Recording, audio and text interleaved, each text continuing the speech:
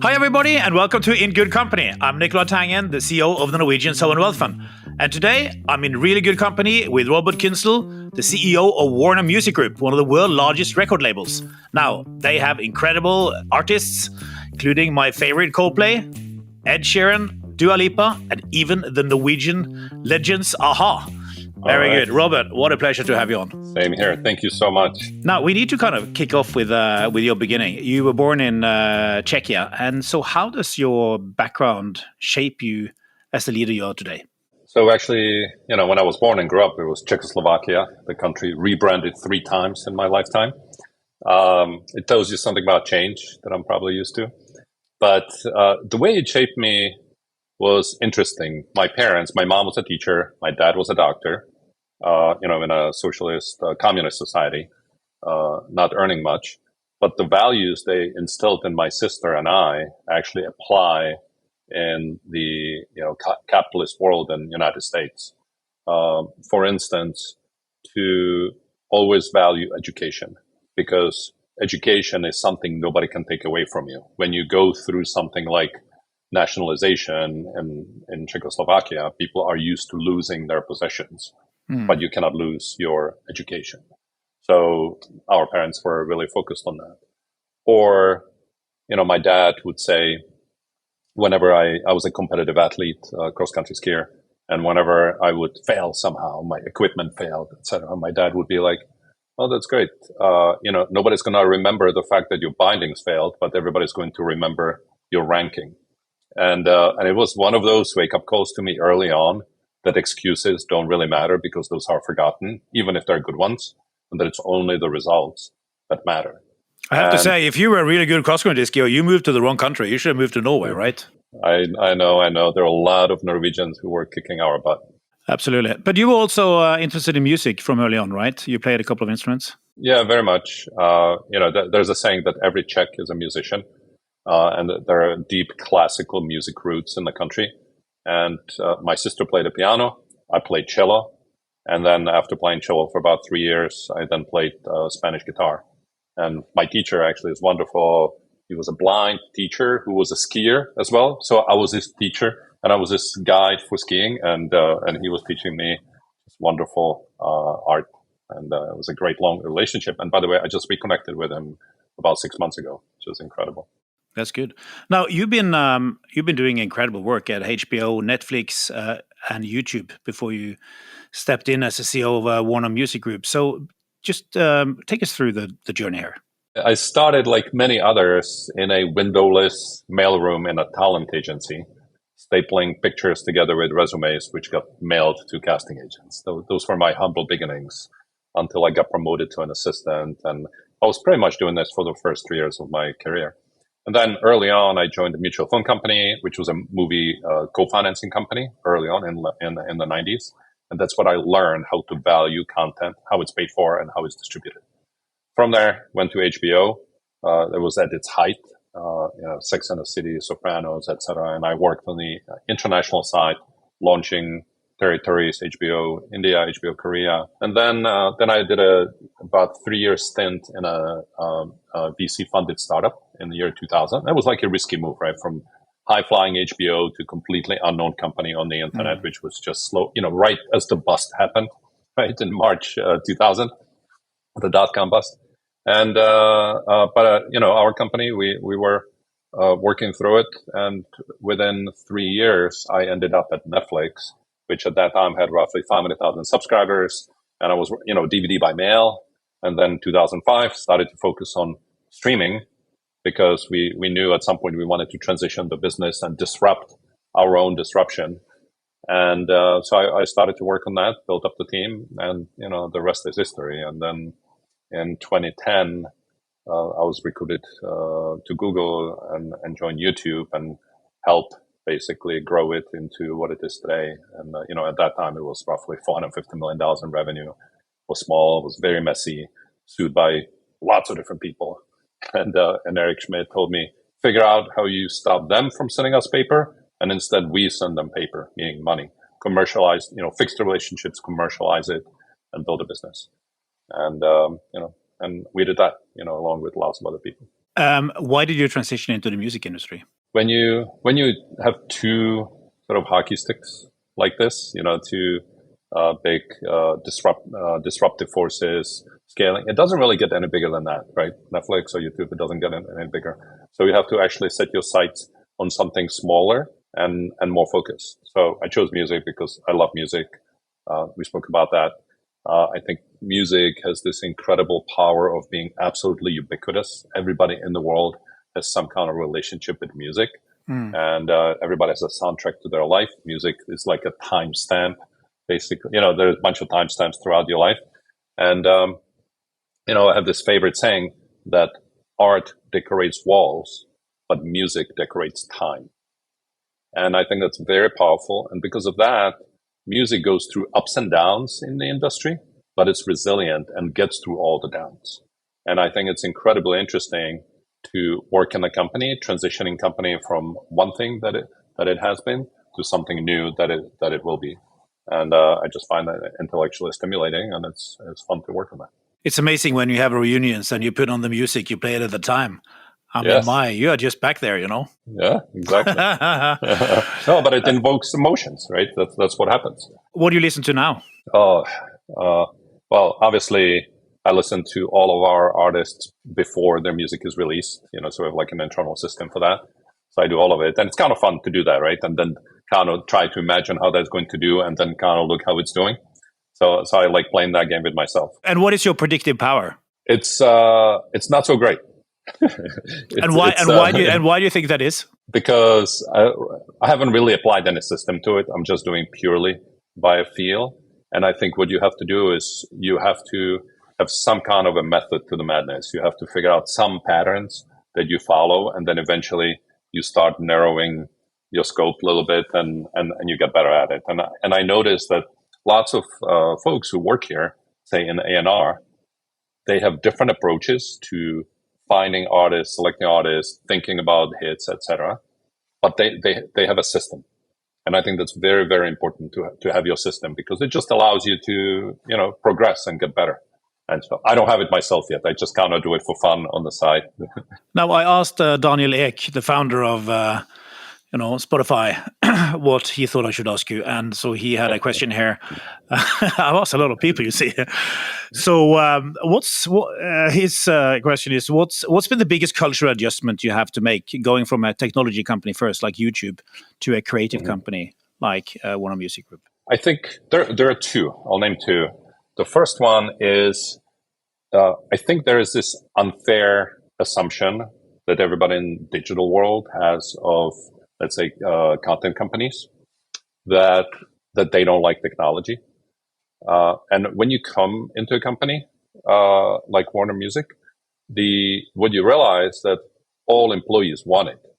They all have it in their personal lives. They have their banking apps, they have their private chauffeur apps, whatever it is. They're living their life online, like very, very well. But they may not have it in their professional life. Not because they don't want it, it just hasn't been built for them and hasn't been made available, but they want it. And I think there's just been this, my assumption was like, yeah, people don't want it. They actually do. So we've been working really hard to obviously fix that and provide as many of these tools as possible. So that's one. So that was a very pleasant surprise. And I would say the other is culturally, the organizations in most media companies are set up in very distributed manners with lots of different P&Ls and lots of different infrastructures. And in today's world, they can function, like global companies can function in much, much simpler setup. So I think, but that has to come with cultural change, right? It cannot happen on its own. But I think that's an important cultural difference, let's say, from technology companies or from a whole bunch of companies in other industries which have come up with a simpler organizational design. Robert, there seems to be so many ways the music industry is changing just now, right? It's changing in so many different dimensions. What do you think are the main changes we are seeing just now, or the most important ones? So one, obviously, there's one big change which I obviously was part of, which is democratization of distribution. Yeah. Right. The music companies were the ones who got you distributed in a physical format, right? There was lots of inventory issues and shelf space issues and all of that to get sorted out. And today it's in digital distribution, it's simpler and anyone can publish. So the role that we, the music companies, played in distribution has decreased, obviously. There's still a role for it because it has to get pushed through supply chains into many different distribution points, and there's complexity involved with that. But it's decreased versus the past. But in the world where anyone can publish, no one can be heard. The level of noise increases so much that it's really hard to succeed on your own on a repeated basis. You can have like a one-off success. But if you want to do this as a career, you want to succeed, you want to build catalog, you want to build lots of value, it's a very, it's a difficult job. And for that, you need a team and you need global infrastructure, which we have. You know, the large companies, you need global infrastructure all around the world that helps you break through the clutter. And that becomes a combination of both technology, because you need to collect lots of different data and know how to use it, and also creative prowess around each of the artists and what to do with their brand and with their art. So it's become much more sort of integrated business between technology and creative on a global scale, still with infrastructure that we can unleash everywhere. So I think our value has shifted, decreased on the distribution side and increased on breaking through the clutter. What's the most important thing you add here as a record label? And then how does it change during the life cycle of an artist? Let's just start with the beginning. How do you find them, and what do you add in the beginning? I'll give you. So we are one of the companies that actually has a great DNA and history in discovering artists very early. Yeah. Whether it was Ed Sheeran, Bruno Mars, Dua Lipa, Cardi B, Zach Bryan, Benson Boone, etc. We can go on. So artist development is very core to what we do. I sat down with, when I started, every time I ran into an artist, I would ask, they would tell me, oh, you have some amazing people in your company. It's awesome. I was like, yeah, tell me who. And they would give me the names. Immediately, I just typed up an email and emailed that person. And so many times they're like mid-level executives. And so I was like, hey, I'd like to meet you. So I would meet with them. So there was this one A&R exec that I met with. And I was asking her the same question. How do you find artists? How do you find somebody that you believe in, that you think is going to develop into a superstar? And she was telling me, I look for their connection with the audience before I even listen to their voice. And I was thinking, oh, it's interesting. How do you do that? You look at the likes online, or like, how do you discern, comments, etc.?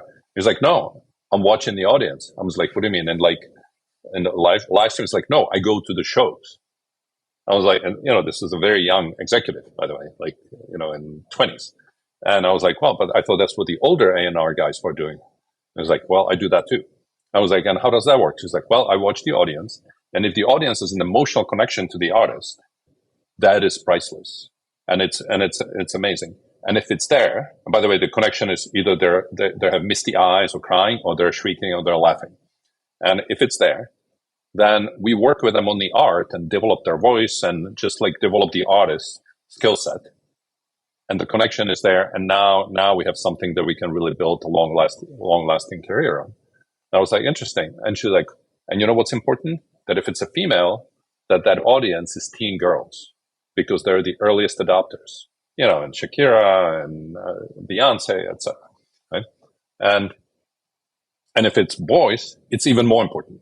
So it's basically, I just described to you a system that NR executive has to find artists early and build them into stars. And philosophically, what is it that creates that connection?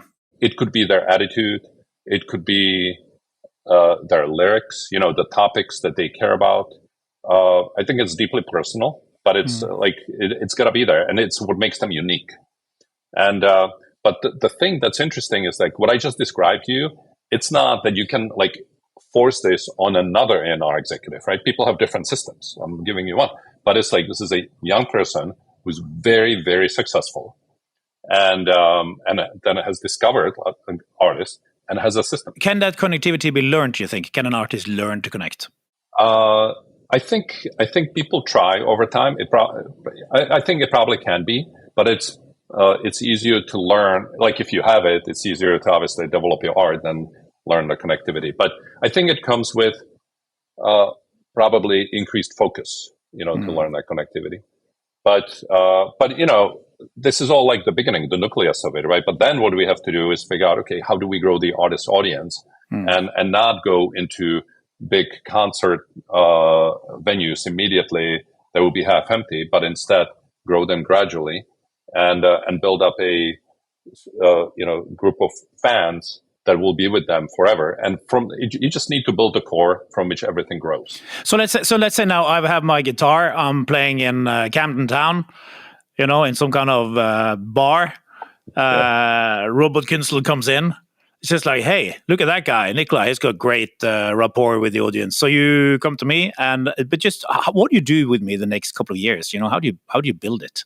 It all depends, obviously what you need specifically, right? Which also varies, because sometimes artists are also songwriters, so they write their own music. Bruno Mars was an example of that. He was an excellent songwriter, right? And that's how he started. And then he started to sing his music. So initially, maybe you may be a songwriter and you're writing for other people, and then you try your own luck, right, with that. And it's like you're deciding which ones you do, which ones you don't.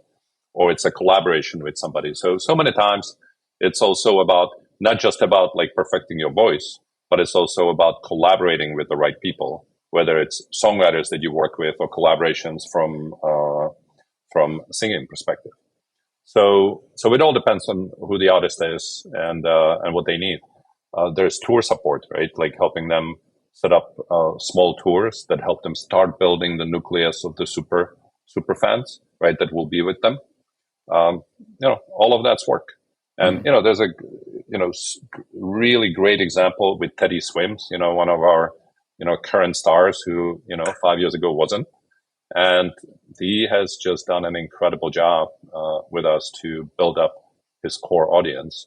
He would travel to Europe, do small shows and build it, and we do research, right? We look based on a lot of the data that we have. It's like where they should tour, what they should do, right? Where the focus should be. So it's like it becomes a deep collaboration. How is it different when it's a long time established group, let's say Coldplay or one of these? What do they need help? Why do they need help? Yeah, that's I asked them the other day the same thing. Why do you need help? And look, if you're an aspiring artist, you want to become big and relevant, right? If you're a huge superstar or band like Coldplay, then you want to remain relevant, right? Of course, so it's like you're at the top of the heap and you want to make sure that you stay there. And again, it's in the world that's increasingly noisy, right? And across all forms of media, but in music, it's very noisy, but across like everything, it's very hard. So you want to make sure that you're creating hits and that people around the world hear your new art. And, so we just did a new album with Coldplay in October, and it was a great success. But all of us were nervous, right? And everybody worked extremely hard to make it succeed. Nobody sleeps on their laurels just because it's Coldplay. It's actually, we're that much more nervous because we want to really make sure that it delivers on its promise.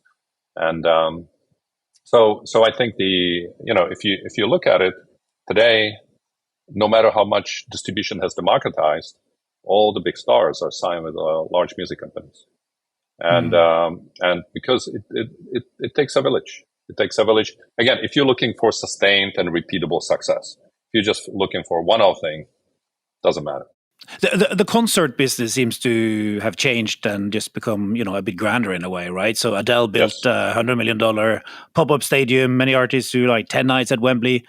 I mean, Taylor Swift, I guess, is a story in herself. But Coldplay, massive tour. Absolutely. How should we read that?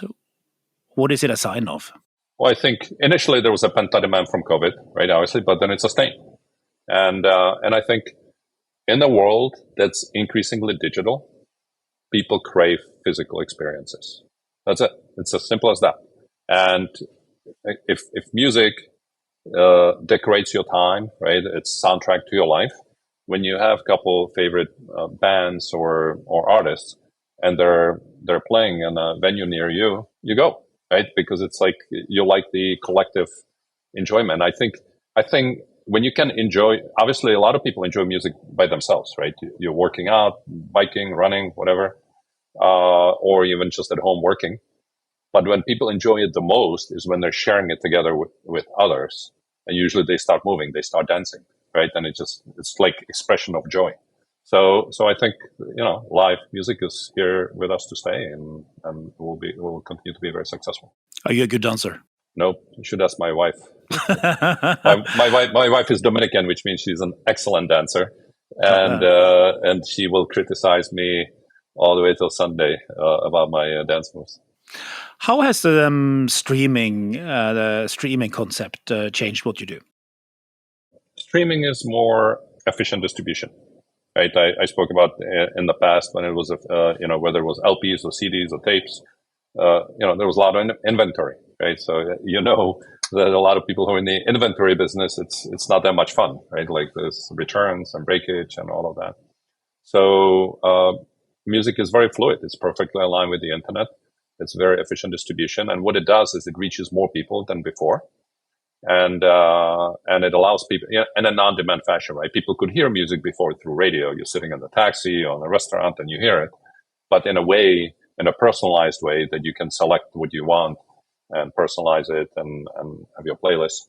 That is now accessible to a lot more people.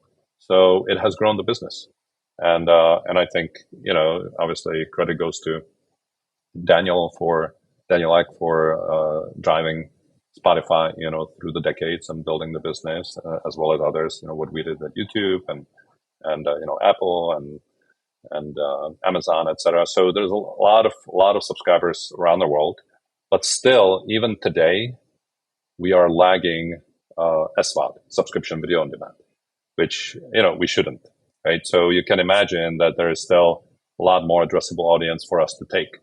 And that gap is even bigger outside the United States, in lots of developing markets. So a lot more room to grow. Music is cheap, no? It's probably the best deal that consumers get in anything.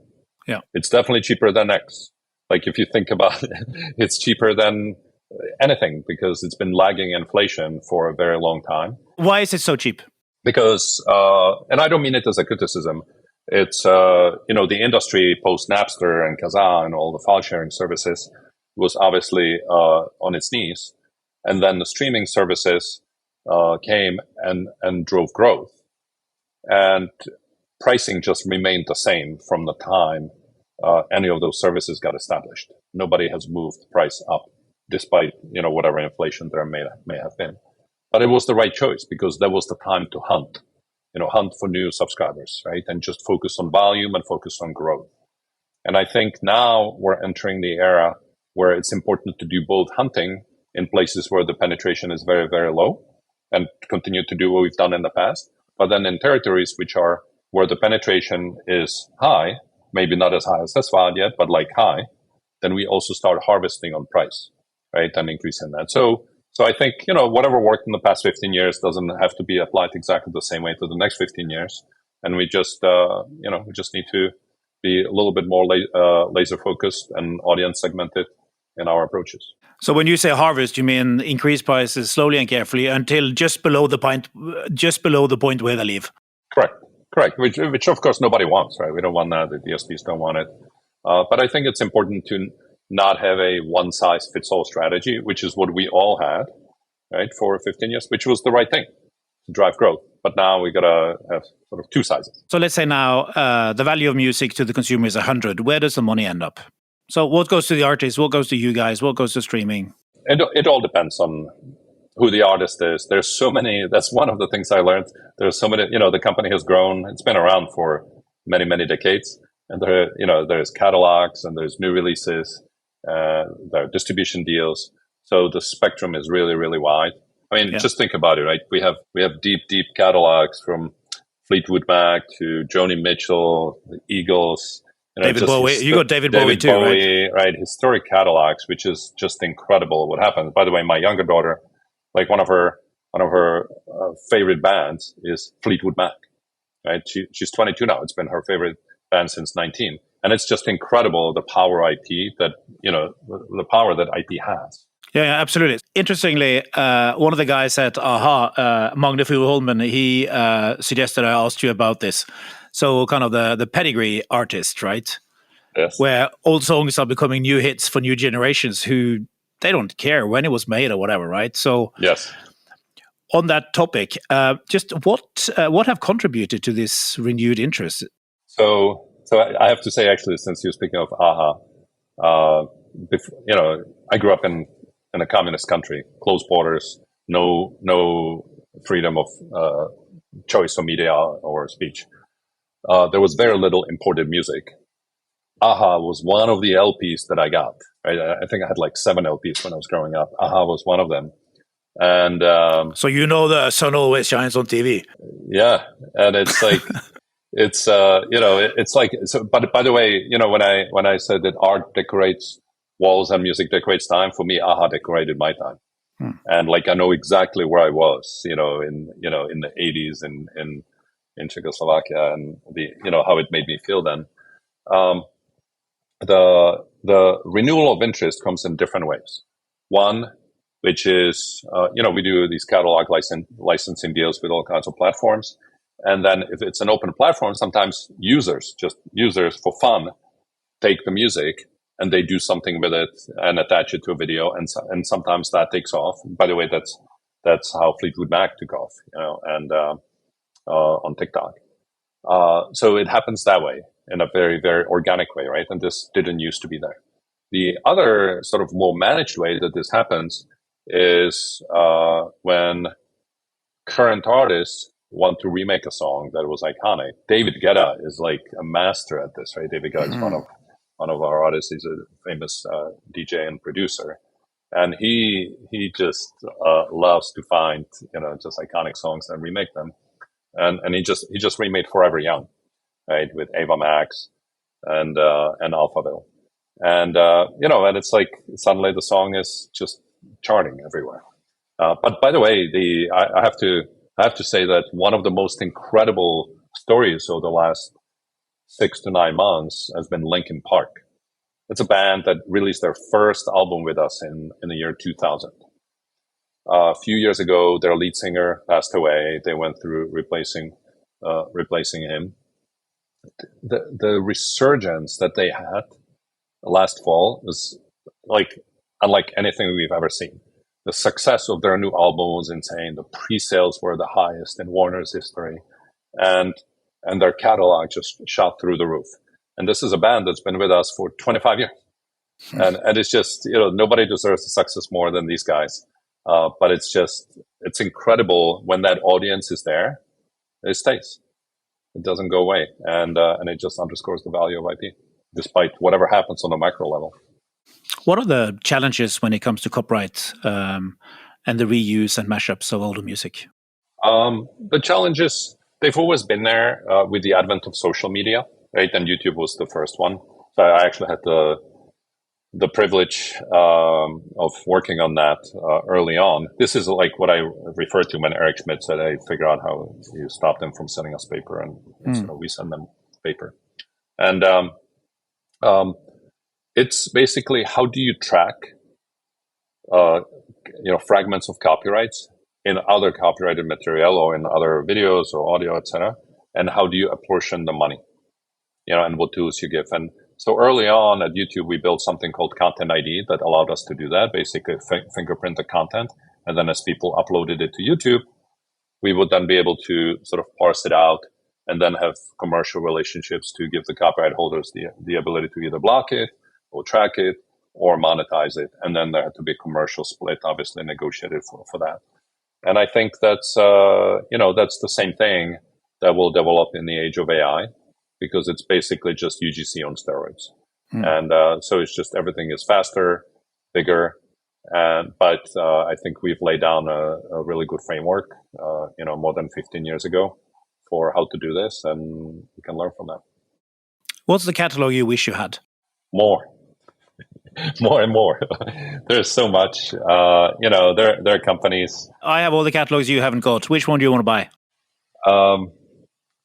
It depends what the price is. What multiple are you charging? No, let's average. Average.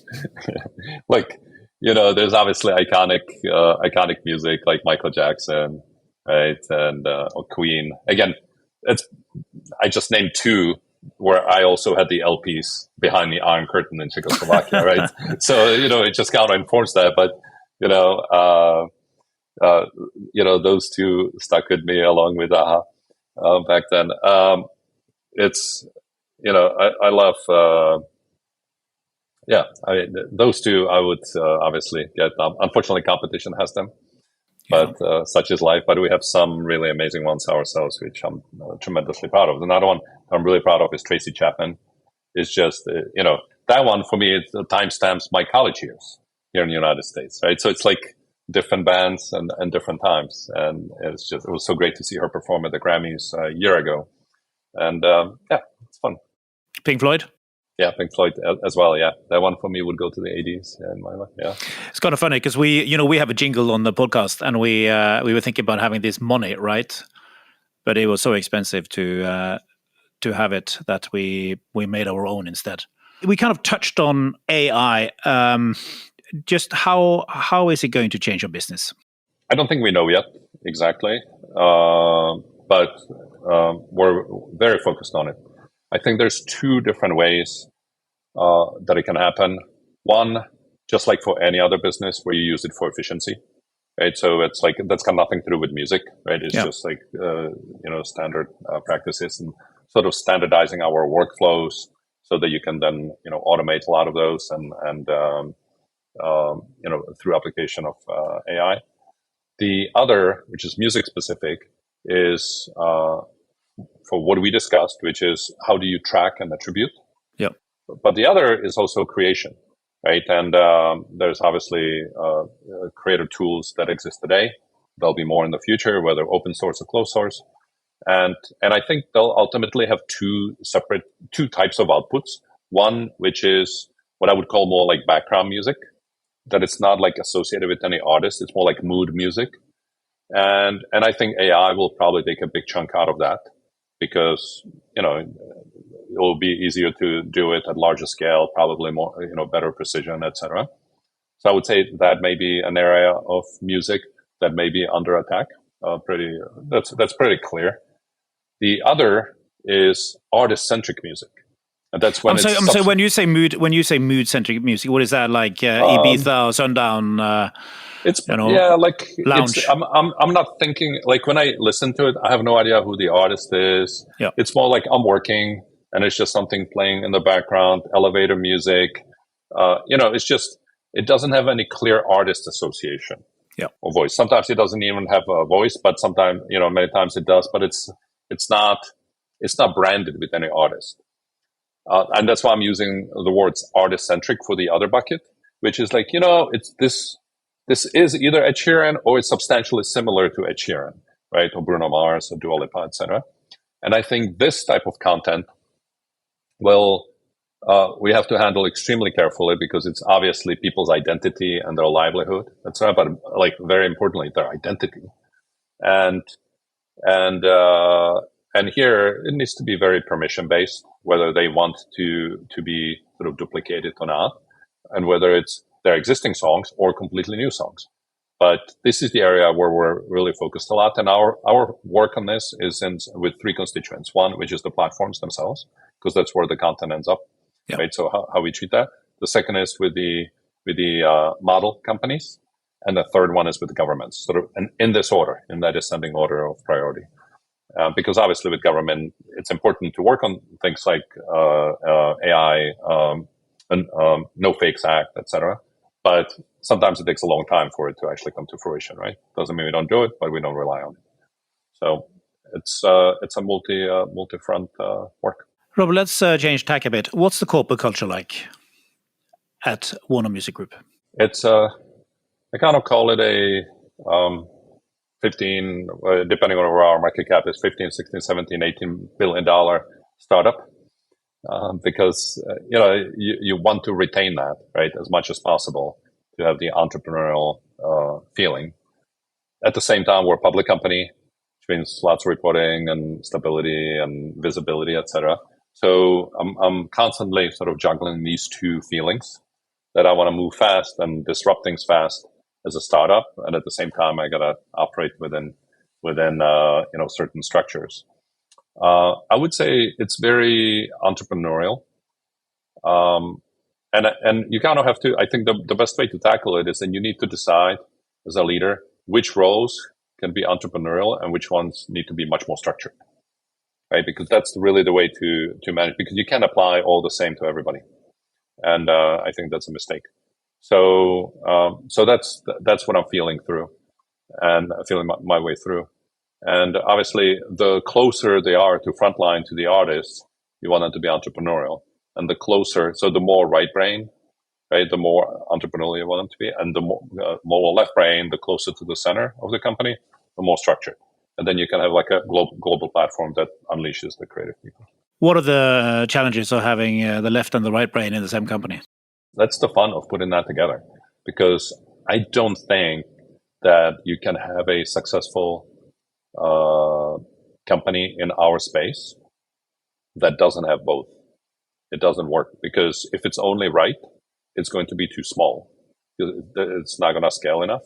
And if it's going to be only left, it's going to lose all the creativity and deal flow, etc. So you need to find how to bridge it together. And then you also realize that when people spend more time together, that they're not that different. I always used to say, when I was working at YouTube, is that engineers are like songwriters. They both write software. It's just one is storytelling software and the other one is like utility software, right? One is code and the other one is notes. But they're writing something that's digitally disseminated throughout the world. And they kind of behave the same way. Star engineers are, they can be peculiar, just like star songwriters or artists. Have you adopted any kind of unconventional cultural practices? Do you have like concerts every Friday? No, we don't. I do all hands meetings, obviously, with the company, but that's not that unconventional. What I do is with all of my reports, we do, Friday, quick one page of like, what did you get done this week? What are some of the important things for next week? And what do you need from me? And so all of my reports do this on Friday.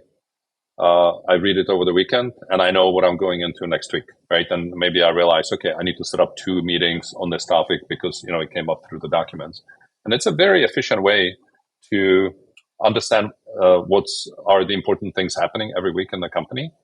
But also it gives people, it forces people to articulate their work. I read about another person in the US who is asking people to list 5 things they did during the week. Yeah, I think he copied me. I think he must have done. What do you look for when you hire somebody? One is an open mind. I think it's extremely important because we live in a world full of uncertainty and actually increasing uncertainty, where visibility is limited. And you need people who know how to pivot on a dime if necessary and have very, very open mind to rethink things. I always like disrupting, right? Like if you look at it from my choices of employment, I was always disrupting something. And so it's very hard for me to sit still and just kind of be part of something that doesn't change. Like I do that. So I like to hire people who have that in them because that obviously makes my job easier too, right? And, through having sort of lots of change makers. So change makers with a very open mind, because when you have an open mind, especially when you work in a company like ours or any other large multinational company, you have to, ultimately you get to a matrix set up. You can't have people who are too rigid about things, right? They gotta be flexible to work with each other, give up control, still demand, performance, but, it's okay to not have control and you can still succeed. And these are important traits. Do you disrupt your own colleagues? In what way do you mean? Well, I mean, you disrupt everything, left, right, and center. Do you disrupt things internally in the group? They would probably say so.